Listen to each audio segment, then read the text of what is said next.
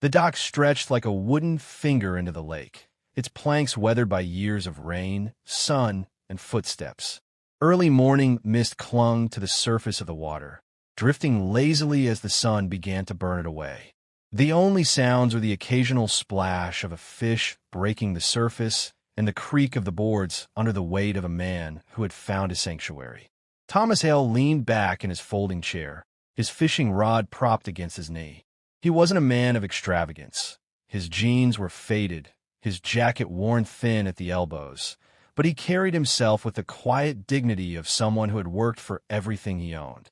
A small tackle box sat at his feet, filled with hooks, lures, and memories of early mornings just like this one. Fishing, for Thomas, wasn't about the catch. It was about silence, about stillness. After 30 years in construction, after raising 2 kids through the storm of bills and late nights, after losing his wife to illness 3 years ago, the lake had become his refuge. Out here, surrounded by water and trees, he could breathe. The ritual of escape. Every Saturday, Thomas followed the same routine. Wake at dawn, pack a thermos of coffee, grab the old chair, and head to the lake. The dock, slightly uneven but still sturdy, felt like an extension of himself. Some weekends he brought a friend or one of his sons, but more often he came alone. It wasn't loneliness, it was peace. He cast his line, watching the ripples spread across the water. The world's noise faded. The unpaid medical bills, the mortgage looming over his modest home, even the quiet ache in his back from years of heavy lifting, none of it mattered here. The lake didn't care. The fish didn't care. Out here, Thomas wasn't a man struggling against life's endless demands. He was simply a man at a lake. He sipped his coffee and closed his eyes, listening to the wind rustle through the pine trees along the shore. He sipped his coffee and closed his eyes, listening. Whispers of trouble. Still, peace in Willow Creek never lasted forever.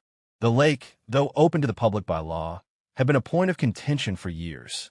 The Homeowners Association, led by Margaret Holloway, the iron-fisted queen of the community, insisted the dock belonged to them. She claimed it was private property, maintained by HOA fees, and that anyone fishing without paying was trespassing. Most people complied. They either paid the arbitrary fee or simply stayed away, not wanting the headache of dealing with Margaret's wrath. But Thomas had never been one to bow to bullies. He had read the town charter, studied the property lines, even spoken to the county clerk. The dock was public. It always had been. Margaret's ownership was nothing but smoke and mirrors. Still, he knew it was only a matter of time before she came for him. A flicker of memory. As he reeled in his line to check the bait, Thomas thought of his late wife, Claire. She had always encouraged him to stand his ground, even in small matters. If you let people push you once, they'll do it forever, she used to say. He smiled faintly, hearing her voice in his head. The lake shimmered as if in agreement. For now, everything was quiet. But beneath that calm surface, both in the water and in the neighborhood, tension was building. And as the sun climbed higher, the stillness of the morning was about to be broken by the sharp click of high heels against wooden planks. The first sound Thomas heard was out of place. It wasn't the chirp of a bird or the soft slap of water against the dock supports. It was sharper, more deliberate, the rhythmic click, click, click of high heels. He didn't need to turn his head to know who it was. Of all the mornings, he muttered under his breath. The footsteps grew louder until a shadow stretched across the planks beside him. He looked up slowly, squinting against the sun. Standing there, hands on her hips and lips pursed so tight they looked CA. "Thomas Hale," she said, her voice clipped and cold. "You know very well this dock is not yours to use." Thomas leaned back in his chair, deliberately slow, as if her presence hadn't ruined the peace he'd come here for. He reeled his line in halfway, then let it drop again. "Good morning to you too, Margaret. Fish aren't biting, but the coffee's good. Want some?" Her nostrils flared. "This isn't a joke.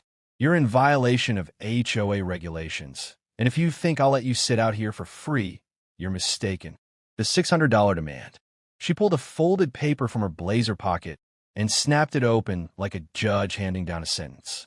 Per Section 14B of our association charter, Any non-dues paying resident caught utilizing HOA-maintained property is subject to a fine of $600.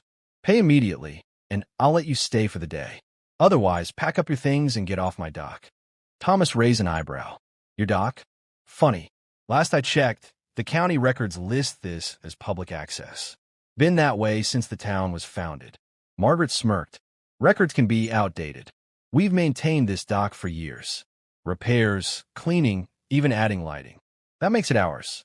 If you want to fish here, you pay. Simple. Simple, Thomas echoed, sipping from his thermos. Or maybe extortion.